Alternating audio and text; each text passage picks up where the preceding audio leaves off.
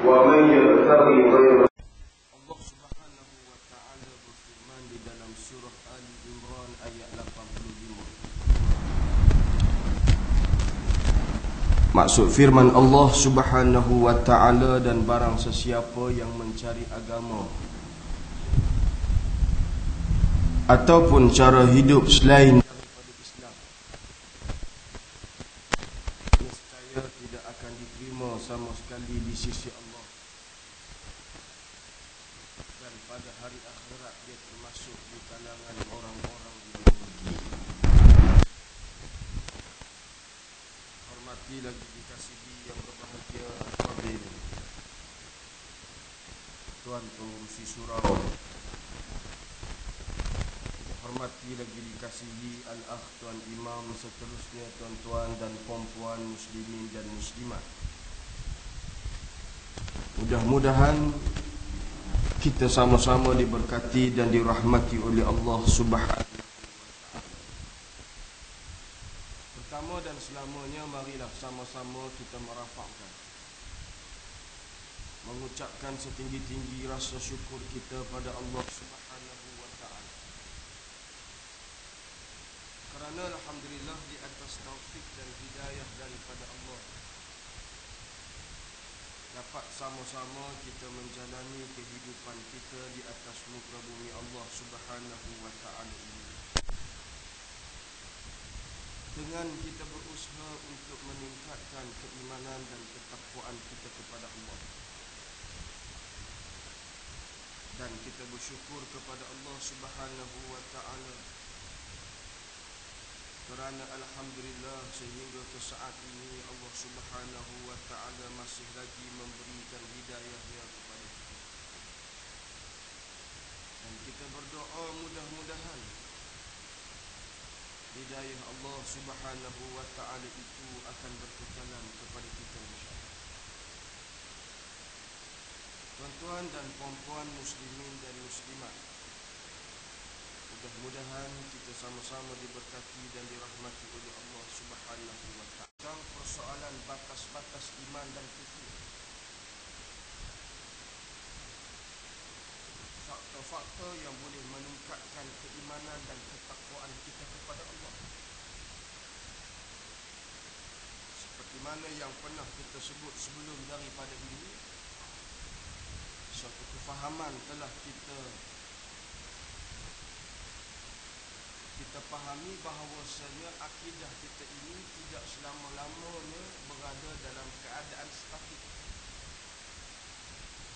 Maksudnya dia boleh berlaku perubahan.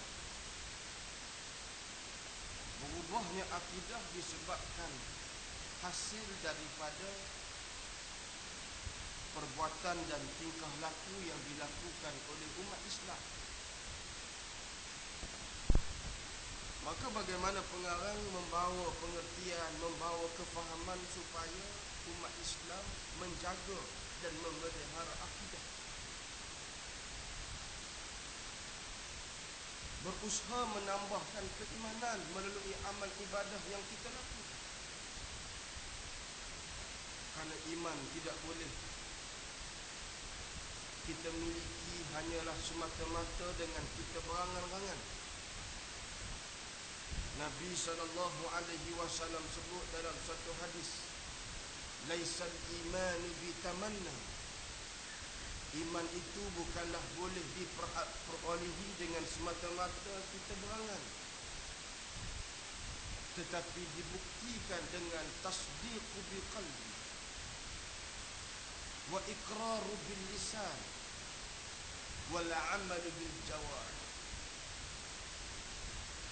Iman itu hendaklah dibuktikan melalui tiga keadaan.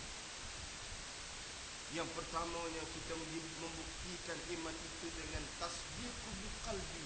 Kita yakin, kita faham, kita memiliki akidah kekuatan, dibenarkan dengan hati.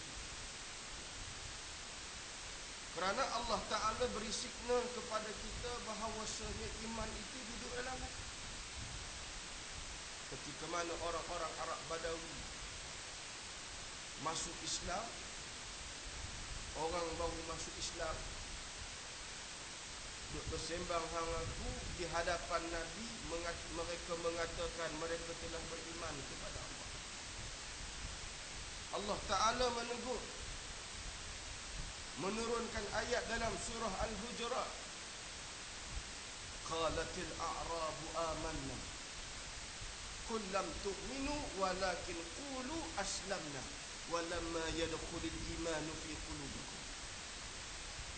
Allah Ta'ala berfirman dalam surah Al-Hujurat, berkatalah orang-orang Arab Badawi, orang-orang yang baru masuk Islam, kami telah beriman pada Allah.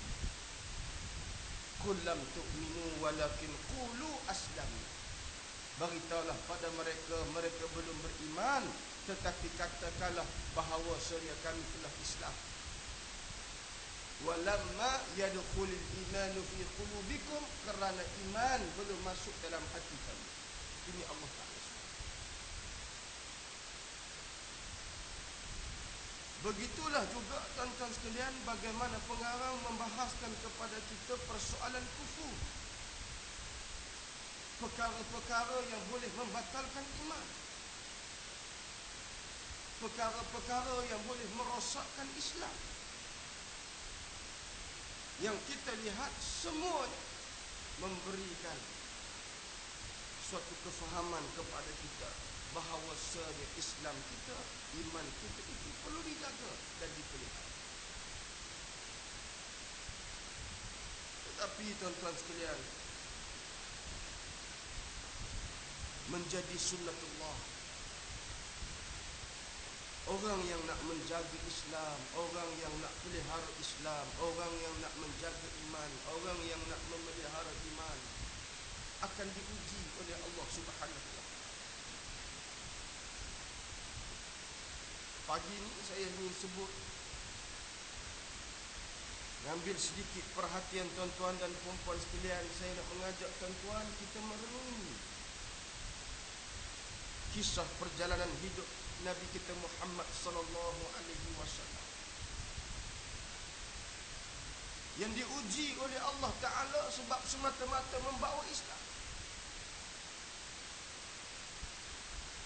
Tuan-tuan dan puan-puan muslimin dan muslimat, para ulama mengarang dalam kitab-kitab sirah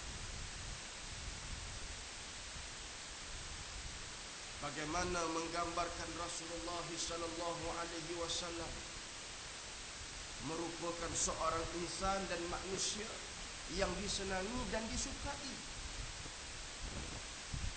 Sebelum Nabi kita Muhammad sallallahu alaihi wasallam diangkat menjadi nabi dan rasul, diamanahkan oleh Allah untuk membawa Islam.